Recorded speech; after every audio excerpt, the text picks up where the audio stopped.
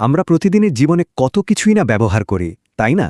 কিন্তু কখনো কি ভেবে দেখেছি এই জিনিসগুলোর পেছনের গল্পটা ঠিক কি? হয়তো ভাবি আমরা সবটাই জানি, কিন্তু পর্দার আড়ালে এমন অনেক কিছু ঘটে যা আমাদের কল্পনাকেও হয়তো হার মানিয়ে দেবে।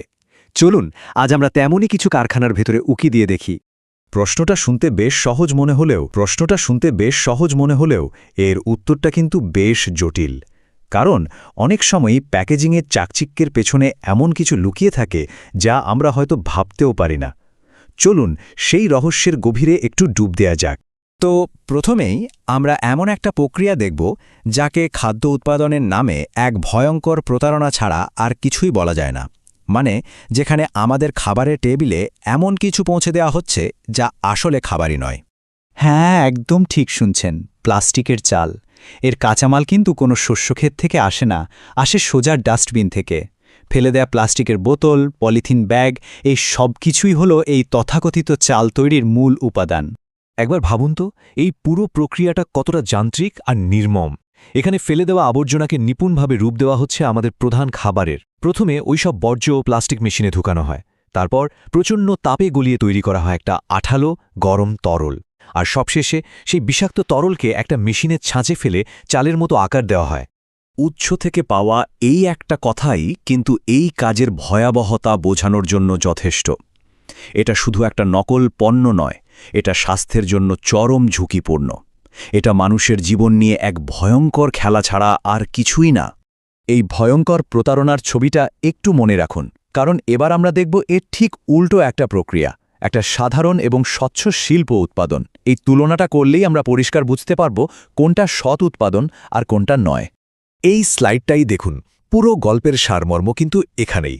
পার্থক্যটা কত পরিষ্কার, তাই না? একদিকে আছে বর্জ্য প্লাস্টিক দিয়ে তৈরি নকল চাল, যা এক কথায় একটা প্রতারণা, আর অন্যদিকে আছে স্টিলের পাত দিয়ে বানানো ব্যবহারযোগ্য ড্রাম, একটা আসল উৎপাদন।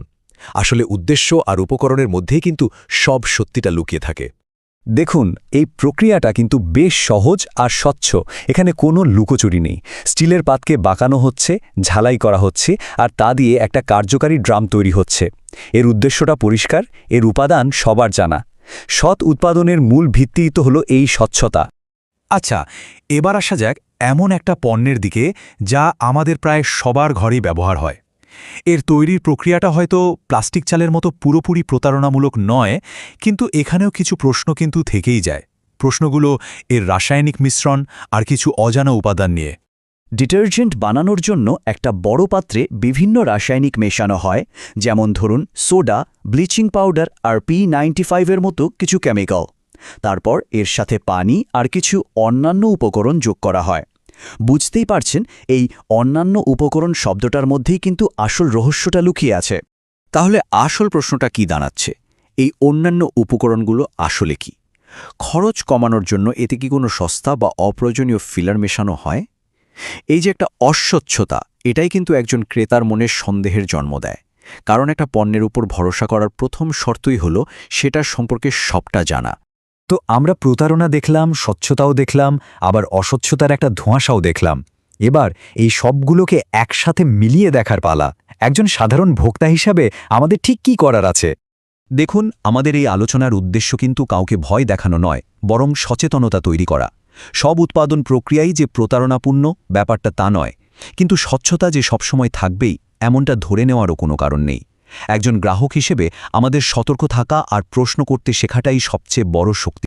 তাই পরের বার যখন দোকান থেকে কোনো পণ্য হাতে নেবেন, এক মুহূর্তের জন্য একটু ভাববেন এর সুন্দর প্যাকেজিংয়ের আড়ালে আসলে কি লুকিয়ে আছে।